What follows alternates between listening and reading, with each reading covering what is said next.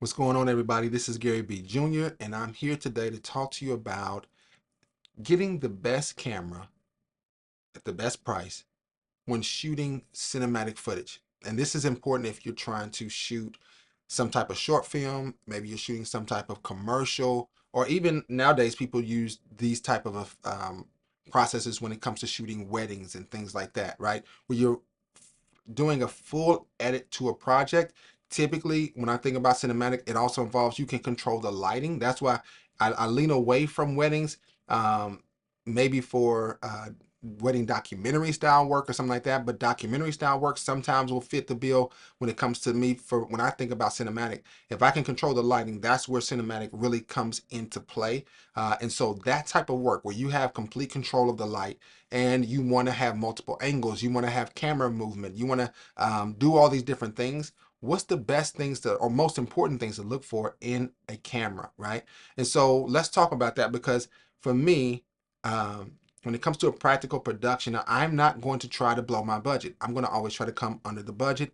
And there's some things that I need to look for and make sure I have when it comes to this type of work. Which is very different than shooting live events or very different from shooting long meetings and things like that, right? And so let's talk specifically about, let's say you're shooting an interview. Okay, let's talk about that being our cinematic process right now. If you're shooting an interview and you've got your lighting set up and all those kind of things, that's number one thing. You want to make sure you understand lighting. If you don't understand lighting, you're not going to be in a good position to effectively accomplish the goal. Next thing is once you understand your lighting and get your lighting in place and how you want it, the camera itself needs to be able to capture that in a way that does not hinder you. And so there's some things that you need to keep in mind. Number one, if it's an interview, you might need to not you need to make sure your camera does not have a recording limit. All right. One of the most I'm gonna say embarrassing, but one of the most difficult things to explain to somebody is to stop talking when you're on a roll and they're having a good conversation because you got to restart your camera. That is a very, very difficult position to be in as a filmmaker. And so I just don't want you to be in that situation. So you got to rule out every camera that has a recording limit for those type of situations. And we're talking about interviews. That's why this is important because some interviews they might talk for 45 minutes and you want to capture all that because maybe you're shooting something um, maybe it's for a documentary, maybe it's for a broadcast network, or maybe it's for uh, a show, like a TV show, original, whatever it is. The last thing you want to do is say, we got to cut because we got to restart the cameras, right? So recording limits, or no, you cannot have a camera that has recording limits. Now, if you plan to hand hold the camera, the next thing you need to make sure of is you need to have a camera that has some type of stabilization or it's got some heft to it, right? In these cases, you're not going to be doing a lot of movement, but you want to be able to hand hold it and give that natural feel. I still would recommend some type of stabilization in the camera or the lens, okay? Preferably in both, right? If you can get it in both, that's even better because these situations, you're not going to see a lot of warping when it comes to stabilization because you're not moving very much, all right? So you shouldn't be moving very much when it comes to an interview recording, but you can handhold and it'll give it a nice, um, a real, I don't know what the effect is that you would call it, but it's a real natural feel, right? That just has a good feel to it, right? Maybe you're recording them outside and you want to handhold the camera, right? Big heavier cinema cameras, that's easy to do. They're designed for that. Make sure you have a handle and you got your stance right. Maybe you got some type of bag that you're placing it on that's strapped around you, or a neck strap. Those always are helpful for stabilization as well. But you want to have some type of stabilization if you're going to be hand holding the camera. Now, the other thing that comes to mind has to do with the picture quality. For me, the thing that stands out about picture quality, I would encourage you to always shoot in some type of log format. Now, log formats can be intimidating, but most of the time, your manufacturer is going to have some type of log LUT that you can automatically put on to kind of get it balanced back out because log recording does record in a logarithmic format is what they call it, I believe. And what it does is it makes the image look very flat. Okay, so that means it's not going to have a lot of contrast in it as you record it. But that's okay. It's just like taking a picture in RAW to some degree. Now, I'm not saying this is like shooting RAW because they do make cameras that shoot video RAW. I'm just saying without a camera that can shoot video raw, shooting in log is going to be the closest you can get to that experience and having some flexibility to adjust the contrast and maybe adjust the colors and things like that without there being as much pushback from the image itself, because you've already baked in the contrast. You've already baked in the saturation of the colors and things like that. And so shooting in log gives you a little bit more flexibility, because if you're doing an interview, most likely you're going to edit it, right? You're going to have to go into some type of editing program or software and do something with it.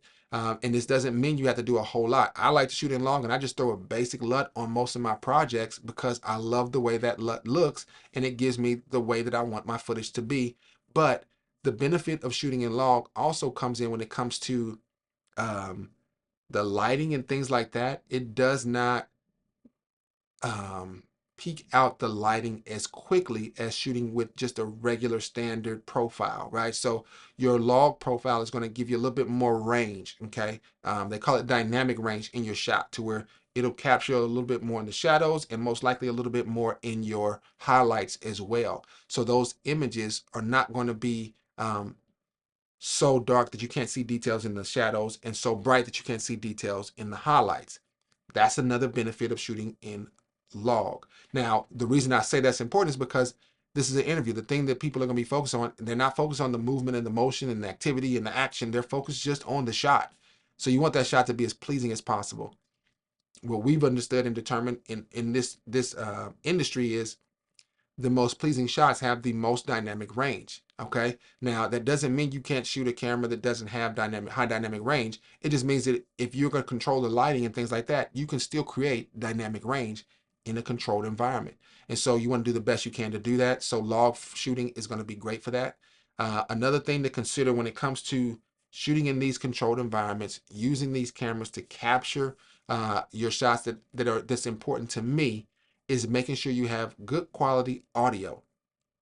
Now, when you're shooting an interview, your audio usually is going to come from your talent, whether you're miking them up with a lapel mic, which is fine, but you also might want to do some type of boom microphone, which is even better from my experience, because you alleviate any room for there to be any clothing rustle or ruffle or anything like that. If you clip a microphone up under them or something along those lines, or right to them, you run the risk of it being seen, right? With a boom mic, it's not seen in the shot, so it's automatically going to give you just a little bit higher production value when you don't see the microphone, but the audio is great. Okay.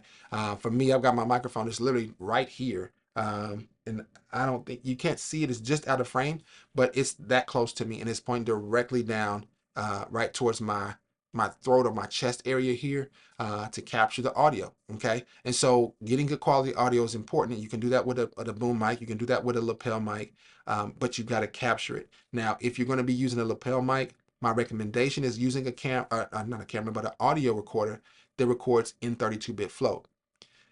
The reason that's important is because during the course of the interview, the volume levels can fluctuate quite a bit. If you get your talent to laugh or to get excited, their vocal levels can increase quite a bit. And then sometimes it could be a sentimental moment and the vocal levels can decrease quite a bit. If you record in 32-bit float, neither one of those extremes will interfere with the quality of the audio. Okay. Now, your microphone is important in that, because if they peak out the microphone, in terms of they make it too loud for the microphone to actually capture what's being heard, then you're still going to have peaked out audio, no matter if you recorded in 32-bit float or 16-bit recording or 24-bit. It won't matter because it peaked out because the microphone was the limit. But if you can help it, a 32-bit float recorder, whether you put it in your talent's pocket or if it's wirelessly connected to your camera, is going to be much better quality for those situations. If they stay within the same range and they're not peaking out, they're not going real low, you're not going to be able to tell the difference between 32-bit float and 24-bit audio, right? So 32-bit float is usually best, and it's good as a safety mechanism for extremely high or loud noise and extremely low noise being in the same recording, because you can recover both pretty easily with that file format. All right. The other thing that I think about when I think about shooting cinematically is not just the handheld shots, but the actual focal plane of your shot. Okay. And this is what people call bokeh, right? Or bokeh. How blurry is the background, or what's the quality of the blur of the background? And this has nothing to do with your camera. It has much more to do with the lens that you select. All right. And so if you're shooting an interview, the person's sitting still. Um, it's not bad to shoot with a very, very high quality lens that has a good aperture. Okay, so the aperture dictates the background blur, because if you can get it as like get an aperture that's lower than 2.8, you go down to 1.7 or 1.4, 1.4, 1.2. Those lenses, there's lenses they make that are 0.95 lenses that have this unbelievable background blur. Now, what I will say is you don't want any part of your subject's face to be out of focus, trying to get this background blur. So don't make their nose in focus and their eyes completely out of focus, right? Or vice versa. You want to be able to get the full length of your subject's face in focus, at least to their ear. Most, that's pretty common. Um, you don't want to go overboard with it, but you definitely will get a much more pleasing image if you do have some background blur, right? In terms of the things that are behind the subject are blurred out or not as in focus, and it allows your audience to focus in on the actual subject, the person that you're trying to interview and that you want to draw attention to. So it gives them a nice isolation effect where they're the focus of the scene because they're in focus. So the lens that you select is very important in this process, and this is where the next step is important to me when it comes to shooting cinematic. I personally, and part of it's because I got a GH6. The autofocus is not great. I got a GH5. Autofocus is not great. But I would say personally, even still, when you look at films that are being made that have high budgets, films that are being made that have low budgets, usually if there's a DP that knows um, anything about photography or videography, they're going to use manual focus. All right. And so this is the next point. Using manual focus is going to give you the best image because there's no room for the image to hunt back and forth. There's no room for it to be out of focus. There's no room for it to jump into something else in the frame or in the scene. Now, good quality cameras that have great autofocus like Sony or Canon, Panasonic is making great autofocus cameras now. Nikon is getting to that bandwagon as well, where they've got some great autofocus with their newer cameras. But if we're getting this camera on a budget, it's not guaranteed that it's going to have great autofocus. If you're getting a cinema camera, it's most likely that it won't have autofocus at all. Okay. And if it is, it's not worth using. Okay. So manual focus is going to be important. What that means is you need to get a lens that's going to support you and your ability to manually focus, or the camera itself can help in manual focusing. With the Panasonic lineup of cameras, the Lumix lineup, you can tap on faces even in autofocus, in manual focus, and it'll focus on that particular spot that you touched on the screen. All right. And you can drag it around and get in focus. And the next thing that's important when it comes to shooting this type of work is you need to have some type of um, viewing support. Okay. And so what that means is your camera can have built-in focus peaking, right? So we're shooting manual, then you need to be able to tell when what you're trying to focus on. You need to be able to tell if it's in focus or not. Focus peaking will help you do that. A lot of modern cameras don't have this built in.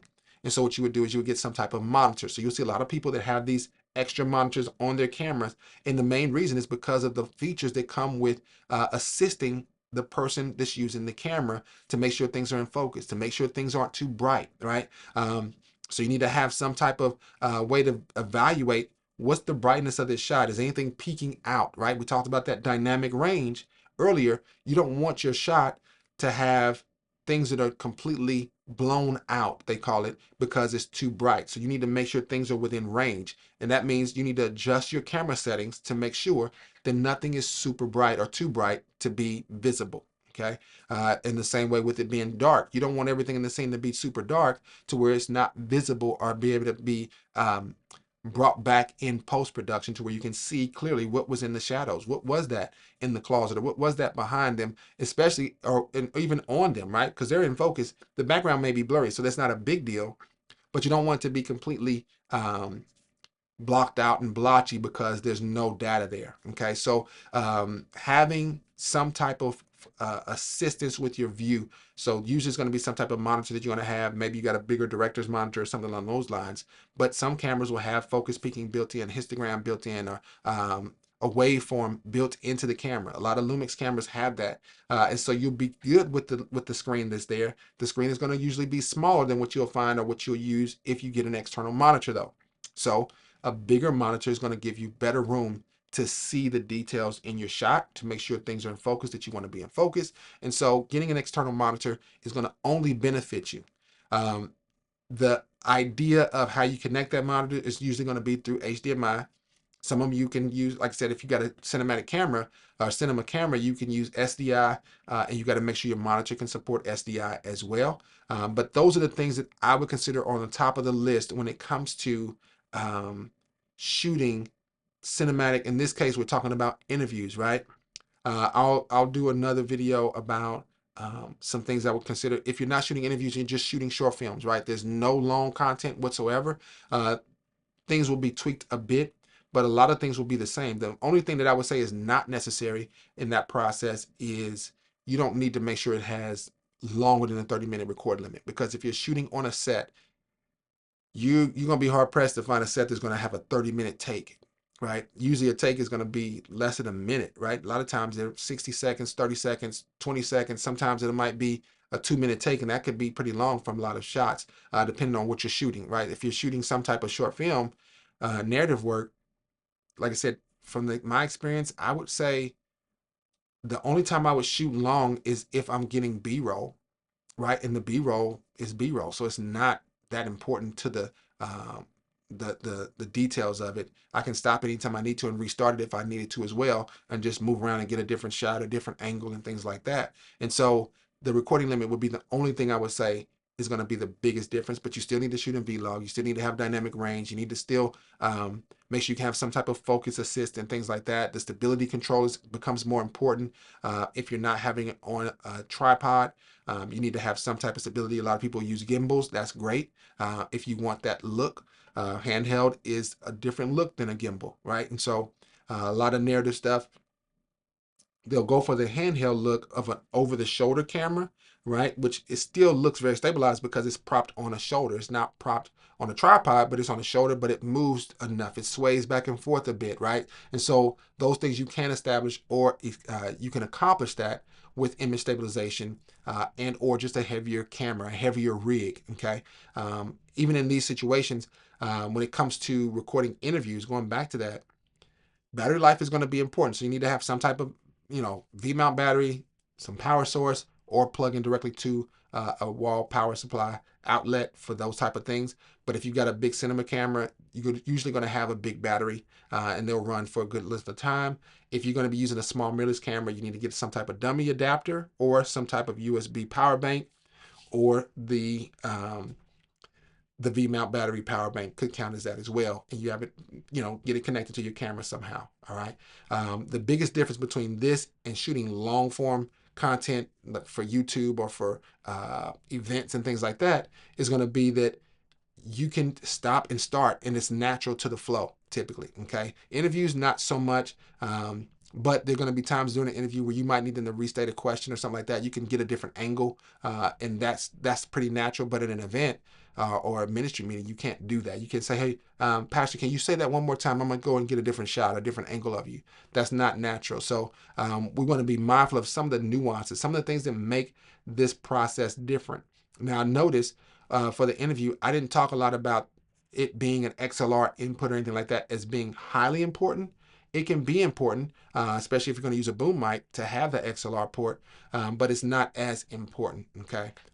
So keep that in mind. Hopefully this is helpful for those who are doing that interview style work and things like that, or even cinematic work where you're doing some movement and shooting short films and things. We kind of brought all that together in this. Those things are very important for your shooting experience, for you to have just the best quality image, but also having the best quality experience as well. So, until next time, I'm Gary B. Jr. Have a great rest of the day.